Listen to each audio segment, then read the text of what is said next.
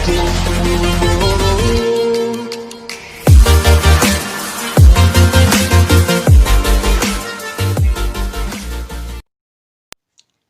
के इस video lecture में हम प्रश्नावली 6.3 को हल करेंगे। तो पहला क्वेश्चन इसमें लिखा है, बताइए कि आकृति 6.34 में दिए त्रिभुजों के युग्मों में से कौन कौन से युग्म समरूप हैं। उस समरूपता कसौटी को लिखिए जिसका प्रयोग आपने उत्तर देने में किया है तथा साथ ही समरूप त्रिभुज को सांकेतिक रूप में व्यक्त कीजिए।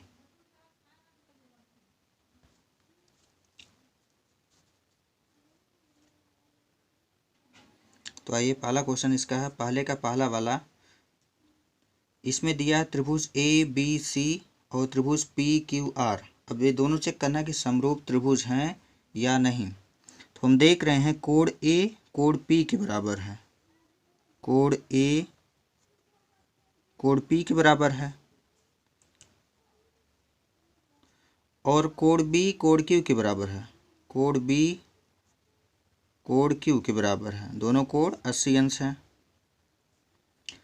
और कोण सी जो है बराबर है कोण आर के। इसका मतलब है एंगल एंगल एंगल नियम की कसौटी का पालन हो रहा है। तो लिखेंगे एंगल एंगल एंगल कसौटी से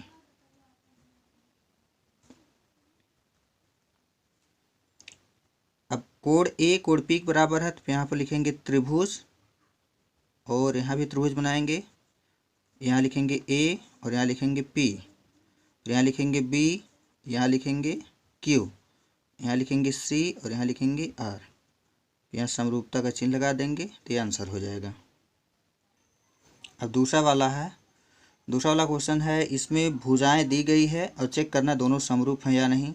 हम देख रहे हैं 3 का दुगुना 6 है, 2.5 का दुगुना 5 है, 2 का दुगुना 4 है।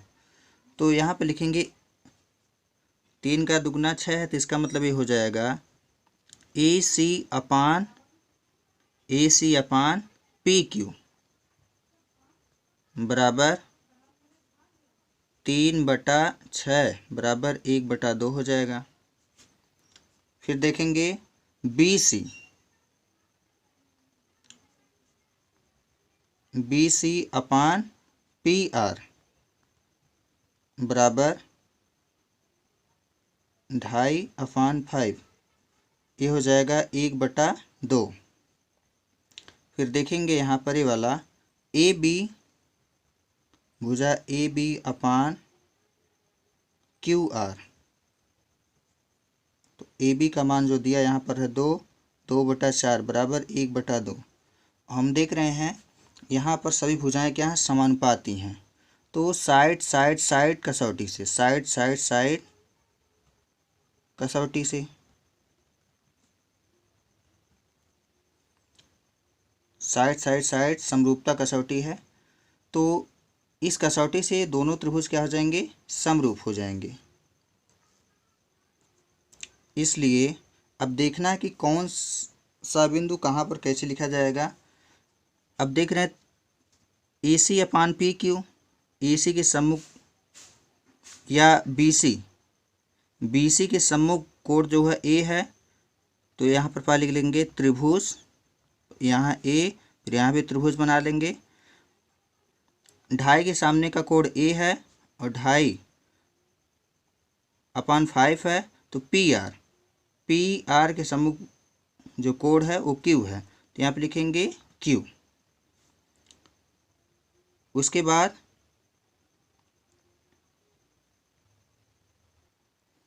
देखेंगे ए सी 3, इसके सम्मुख कोण क्या है, बी है, तो यहाँ पे लिखेंगे बी। अब 3 ए सी अपान पी क्यू है और पी क्यू के सम्मुख जो कोण है वो कोण आर है, तो यहाँ पे लिखेंगे आर। बाकी जो बच रहा है उसको लिख देंगे। जो सी होगा वो पी के बराबर होगा। फिर यहाँ पर समरूपता का चिन्ह लगा देंगे तो ये आंसर हो जाएगा। अब आ जाते हैं क्वेश्चन नंबर 3 पर। क्वेश्चन नंबर 3, यहाँ पर हम बनाए हैं।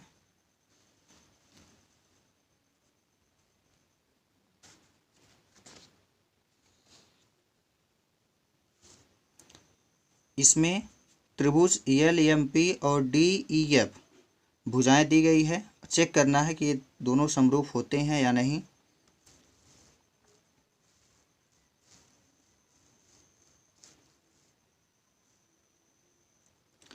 तो हम देख रहे हैं 2 का दुगना 4 है, 3 का दुगना 6 है और 2.7 का दुगना करेंगे तो 5 नहीं आएगा। तो इसलिए दोनों त्रिभुज क्या होंगे, समरूप नहीं होंगे। तो यहाँ पर भुजाओं का अनुपात लिख देंगे ऐसे,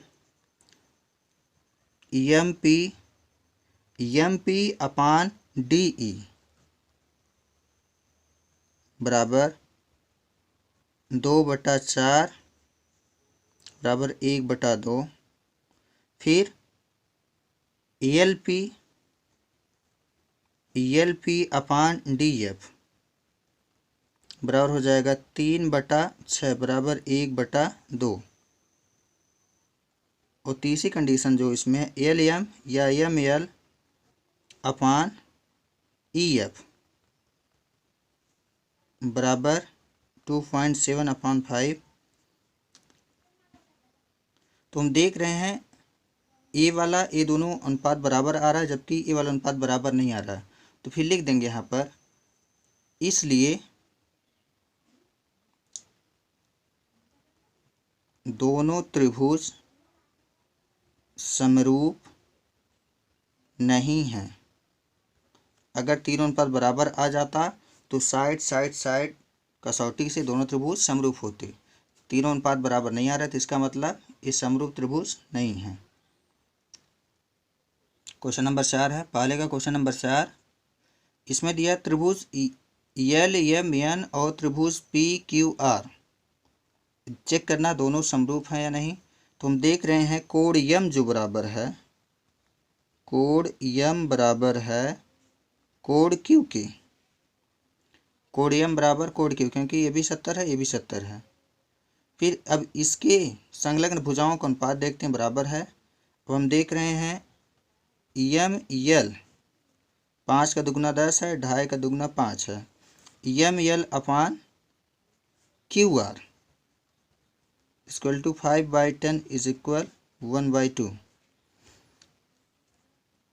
और MN अपान PQ बराबर 2.5/5।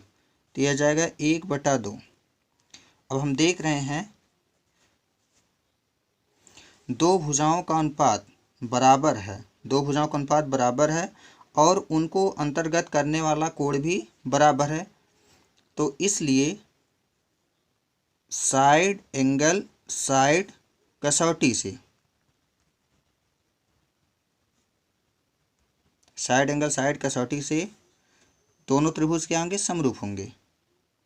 अब इसको कैसे लिखेंगे, मान लेते हैं त्रिभुज LMN समरूप त्रिभुज।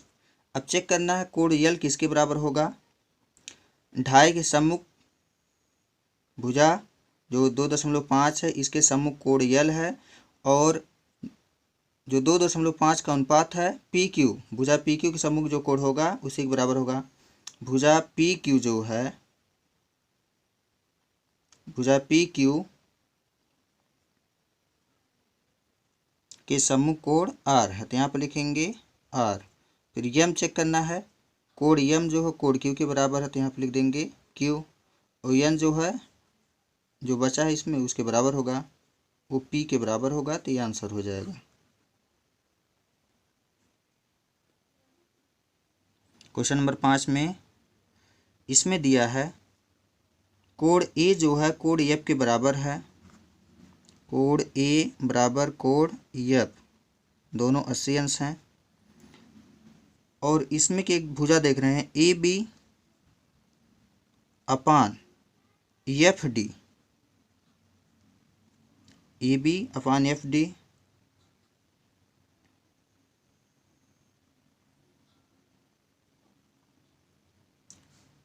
AB upon F D, A B का मान है 2.5 और एफ डी का मान है 5, तो ए हो जाएगा 1/2।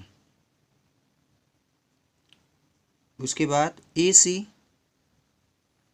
सी भुजा ए सी अपान एफ ई के बराबर होना चाहिए। अब ए सी का मान हमको पता नहीं है, ए सी का मान पता नहीं है और एफ ई का मान पता है 6, तो यहाँ पर कुछ मान पता नहीं है, तो इसका मतलब ए है, इसमें कोई भुजा दी नहीं गई है, तो ए कुछ एक्स ऐसे मान लेंगे, जो कि एक्स का मान हम यहाँ पर कुछ दिया नहीं है एग्जैक्ट, इसलिए ये दोनों भुजाओं का अनुपात क्या है, बराबर नहीं है।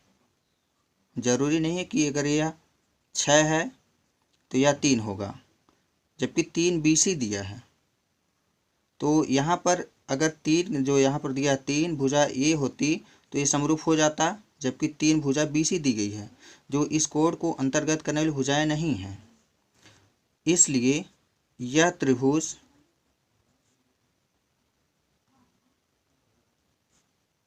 समरूप त्रिभुज नहीं है।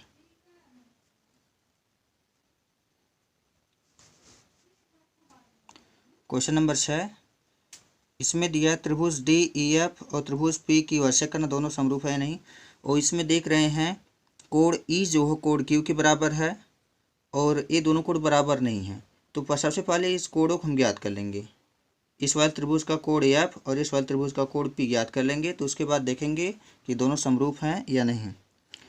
तो त्रिभुज डी ई एफ में कोण डी प्लस कोण ई प्लस कोण एफ बराबर 180 अंश होगा, क्योंकि त्रिभुज के अंतःकोणों के योगफल 180 अंश होता है, और कोण डी का मान जो दिया है 70 अंश दिया है, प्लस ई का मान जो है 80 प्लस कोण एफ ज्ञात करना है, बराबर हो जाएगा 180। ये हो जाएगा 70-80 जोड़ेंगे तो 150 होगा, 150 प्लस कोण एफ बराबर 180, पक्षांतर करके हल कर लेंगे तो कोण एफ का मान हो जाएगा 30 अंश। कोण एफ का मान आ गया यहाँ पर, ये 30 अंश आ गया। फिर इसी प्रकार इसको ज्ञात कर लेंगे, ये हो जाएगा त्रिभुज पी क्यू आर में, ये हो जाएगा 80 प्लस कोण पी प्लस 30 अंश बराबर हो जाएगा 180, इम्प्लाइज दैट कोण पी बराबर हो जाएगा 180 माइनस 110 बराबर 70 अंश, और ये कोण हो जाएगा 70 अंश। तो हम देख रहे हैं ये कोण ई जो है कोण क्यू के बराबर, कोण डी जो है कोण पी के बराबर है, कोण एफ जो है कोण आर के बराबर है।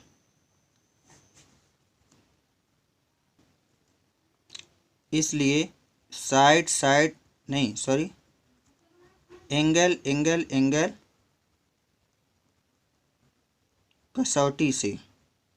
एंगल कसौटी से ये हो जाएगा त्रिभुज डी ई एफ समरूप त्रिभुज पी क्यू आर। अब देखेंगे कोण डी कोण पी के बराबर होना चाहिए, यहाँ पर कोण डी जो है कोण पी के बराबर है, फिर 20 वाला जो बिंदु है ई क्यू के बराबर होना चाहिए, कोण ई जो है क्यू के बराबर है, और कोण एफ जो है आर के बराबर होना चाहिए, तो इसलिए ये जो लिखा गया सांकेतिक रूप ये सही है।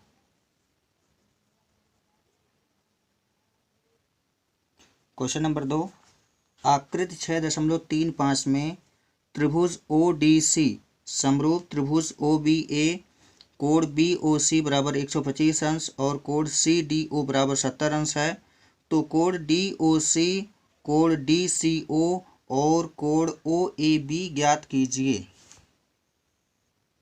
जो दिया पहले इसको लिख लेंगे, दिया है समरूप त्रिभुज ओ डी सी समरूप त्रिभुज ओ बी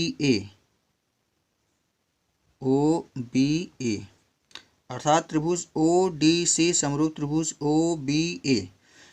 अब ध्यान से देखेंगे, अगर ओ है ओ के बराबर होगा, अर्थात कोण ओ जो होगा, कोण ओ बराबर कोण ओ के होगा। और यहाँ पर डी, कोण डी जो है कोण बी के बराबर होगा, कोण डी बराबर कोण बी होगा। और सी जो होगा कोण ए के बराबर होगा, कोण सी बराबर कोण ए। इस समरूपता के नियम से है, क्योंकि अगर त्रिभुज ओ डी सी समरूप त्रिभुज ओ बी ए है तो क्रमशः बिंदुओं पर बने कोण क्या होंगे, उसके बराबर होंगे। जैसे कोण ओ है, ये वाला कोण ओ इस वाले कोण ओ के बराबर होगा। और वैसे भी कर सकते हैं, ये शीर्षाभिमुख कोण है। और कोण डी जो है कोण बी के बराबर होगा, कोण डी कोण बी इस वाले कोण के बराबर होगा। और कोण सी जो होगा ये वाला कोण कोण ए के बराबर होगा। तो हमको ज्ञात करना क्या है, उसको लिख लेते हैं। ज्ञात करना है कोण डी ओ सी, कोण डी ओ सी, डी ओ सी का मतलब डी ओ सी मतलब ए वाला कोण ज्ञात करना है। फिर दूसरा जो दिया है डी सी ओ, कोण डी सी ओ। अब डी सी ओ का मतलब ये वाला कोण ज्ञात करना है, डी सी ओ। और तीसरा जो दिया कोण ओ ए बी, कोण ओ A B, O A B और ए वाला कोण ज्ञात करना है।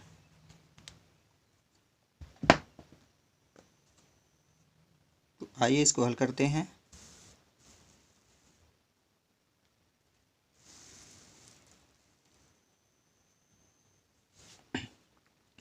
अब देखेंगे कोण डी ओ सी, कोण डी ओ सी प्लस कोण बी ओ सी, बी ओ सी बराबर 180 अंश होगा। क्यों? रैखिक कोण है।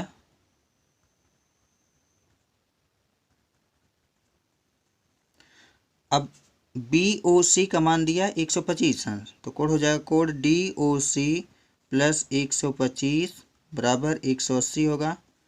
इम्प्लाइज दैट कोण डी ओ सी बराबर हो जाएगा 180 माइनस 125 बराबर हो जाएगा कोण डी ओ सी बराबर 180 में से 125 घटा देंगे तो 55 अंश आ जाएगा। एक आंसर ये हो गया। और दूसरा पूछा है डी सी ओ, डी सी ओ, डी सी ओ। अब अगर ये 55 अंश हो गया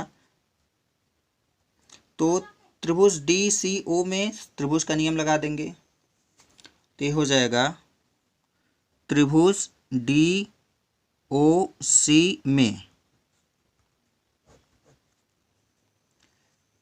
त्रिभुज डी ओ सी में त्रिभुज का नियम लगाएंगे, अर्थात 70 प्लस 55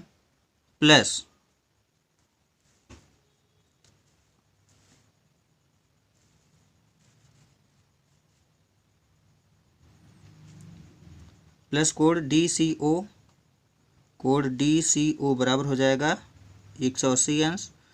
फिर कोण डी सी ओ बराबर हो जाएगा 180 माइनस 70 और 55 को जोड़ देंगे, 70 55 को जोड़ेंगे तो हो जाएगा 125 अंश।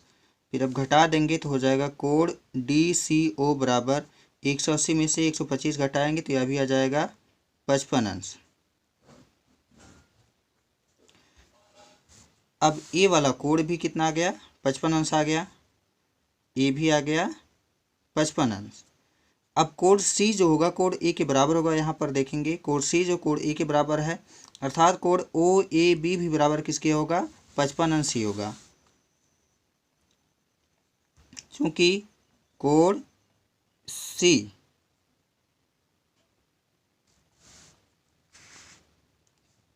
सी जो है बराबर है कोण ए के, इसलिए कोण ओ ए बी बराबर हो जाएगा 55 अंश। ये आंसर हो जाएगा और एक आंसर ये होगा। क्वेश्चन नंबर 3 पर आ जाते हैं। क्वेश्चन नंबर 3 दिया है समलंब ABCD जिसमें AB समांतर DC है कि विकर्ण AC और BD परस्पर O पर प्रतिच्छेद करते हैं। दो त्रिभुजों की समरूपता कसौटी का प्रयोग करते हुए दर्शाइए कि OA upon OC is equal OB upon OD है। Question number 3।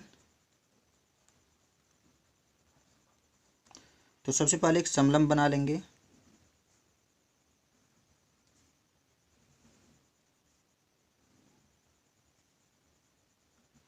ABCD इसके विकर्ण खींच लेंगे।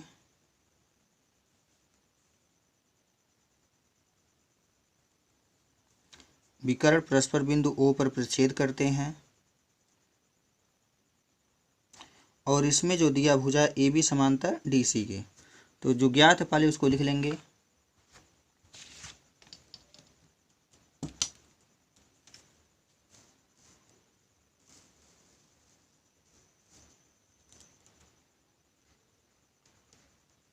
ज्ञात है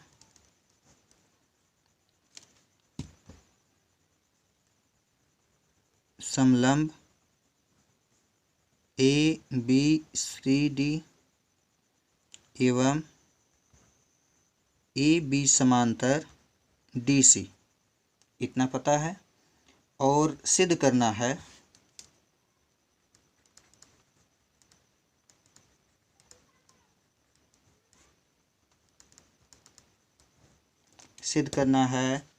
OA upon OC is equal OB upon OD, अर्थात OA upon OC is equal OB upon OD, ये सिद्ध करना है। प्रमाण देख लेते हैं।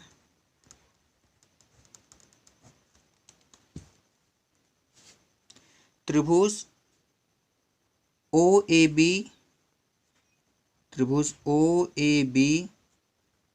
एवं त्रिभुज OCD में अब देखेंगे चूंकि AB समांतर DC, अब AB समांतर DC है और देखेंगे जो इसके विकर्ण हैं एक तिर्यक रेखा का कार्य करेंगे। तो कोण A जो होगा, कोण A नामकरण कर देते हैं 1 2, इसका नामकरण 3 और ये 4। कोण 1 जो होगा कोण 4 के बराबर होगा। क्यों बराबर होगा? क्योंकि एकांतर कोण है। कोण 1 बराबर कोण 4 होगा, कारण लिख देंगे एकांतर कोण। और कोण 2 जो होगा कोण 3 के बराबर होगा। कोण 2 बराबर कोण 3, यह भी एकांतर कोण है।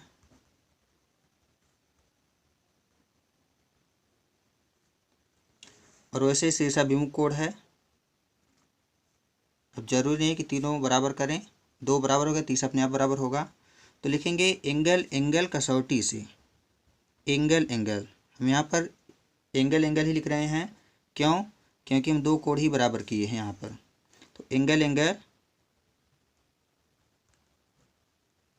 कसौटी से।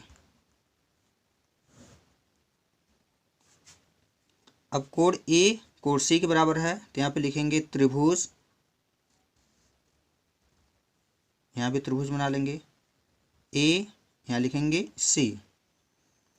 फिर उसके बाद यहाँ लिखेंगे B, कोण B जो है कोण D के बराबर है, तो यहाँ पे लिखेंगे D। यहाँ कोण O है, कोण O के बराबर है, तो यहाँ समरूपता का चिन्ह लगा देंगे। अर्थात कोण ABO समरूप त्रिभुज कोण CDO, इतना बार समरूप हो गया। अब समरूप हो गया तो इसकी भुजाएं क्या होती हैं? समानुपाती होती हैं। यहाँ हल कर देते हैं।